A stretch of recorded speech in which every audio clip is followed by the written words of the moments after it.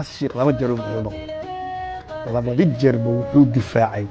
يتقبل كذا كصومالي مرنا كيو كدفاعي مرنا إثيوبيا كدفاع الشيخ واوينر this way وقتا الشيخ واوينر he's a winner populist and أبيه he's defeated ولا جدي كو يطبنك ديسمبر لما كن أفر يلا باتنك وحين نقد دونتا مالين إسكولد اللوجو لجو وبت كصومال إذا لندن سكنا في كونول قول تاريخ الصومالي قول تاريخ سوي توا أنكر وحي علي كصبح يعني وحي كصبح because قولي جاني الله أنا أردي جري إثيوبيا أردي جري إثيوبيا وحي نوكال ما يسجل في قوتها عالمية for the first time أنا يا صوماليا يا وحي قوتها عالمية أوكال ما يسبتي إثيوبيا and then one more تركيا هجيس كان وحالو قري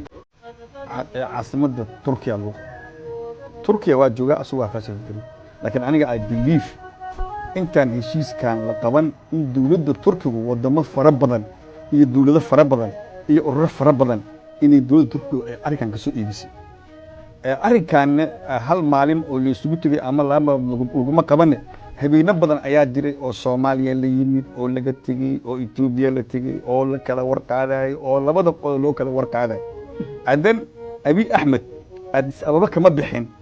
asaga oo aan ogeyn inuu waxaan ogolaan doono Abiy Ahmed Addis Ababa wuxuu ka baxay asoo og inuu hadduu tago Ankara ogolaan doono Somali sovereignty Somali unity Somali independence Somali territory integrity inuu ilaalin doono international lawga inuu ilaalin doono charterka dunida lagu xukumo inuu ilaalin doono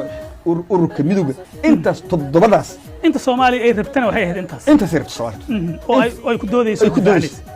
in Soomaaliya waxay ku doodayso waxay territory integrity of Soomaaliya inaan dhulka Soomaaliya qayb kamid ah ayna xisaabo goosan karin intina waa la aqbalay way xasan sheekh waxaad ogtahay inta aanu la fariisan Abiy inuu horay u diiday inuu la kulmo ra'iisul wasaaraha Itoobiya iyo isagoo aan ka noqon isafgaradka Addis Ababa yes ugu dambeyn waa ogolaa dadka qaar arintaasi